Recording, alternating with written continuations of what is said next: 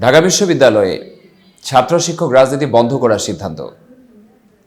ঢাকা বিশ্ববিদ্যালয় ক্যাম্পাসে ছাত্র শিক্ষক ও কর্মকর্তা কর্মচারীদের সব ধরনের দলীয় রাজনৈতিক কর্মকাণ্ড বন্ধ রাখার সিদ্ধান্ত নিয়েছে বিশ্ববিদ্যালয় প্রশাসন।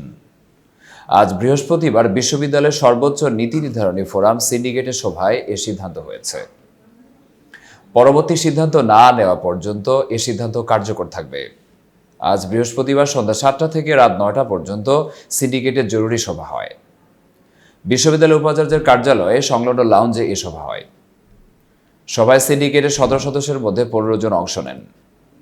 বৈঠকে অংশ নেওয়া সিন্ডিকেট সদস্য মোহাম্মদ নিজামুল হক ভূঁইয়া গণমাধ্যমকে বলেন, সিন্ডিকেটের জরুরি সভায় ঢাকা বিশ্ববিদ্যালয় ক্যাম্পাসে শিক্ষক, শিক্ষার্থী ও কর্মকর্তা কর্মচারীদের সব ধরনের দলীয় লেজুর ভিত্তিক রাজনীতি পরবর্তী নির্দেশ না দেওয়া পর্যন্ত বন্ধ রাখার সিদ্ধান্ত নেওয়া হয়েছে।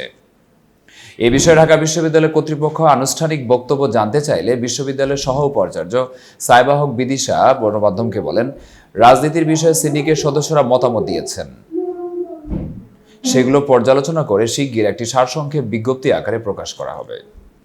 তবে এখন পর্যন্ত এ বিষয়ে কোনো চূড়ান্ত সিদ্ধান্ত হয়নি। কোটা সংস্কারের আন্দোলনের এক পর্যায়ে শিক্ষার্থীদের যে 9 দফা দাবি দিয়েছেন, সেগুলোর মধ্যে একটি ছিল বিশ্ববিদ্যালয় ক্যাম্পাসে দলীয় লেজুর ভিত্তিক রাজনীতি নিষিদ্ধ করা। ছাত্র জনতার আন্দোলনের মুখে গত 5ই আগস্ট আওয়ামী লীগ সরকারের পতন হয়।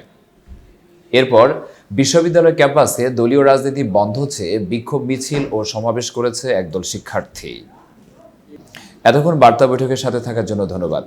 নতুন নতুন তথ্য সংবাদ পেতে বার্তা বৈঠক ইউটিউব চ্যানেল ও ফেসবুক পেজের সাথেই থাকুন।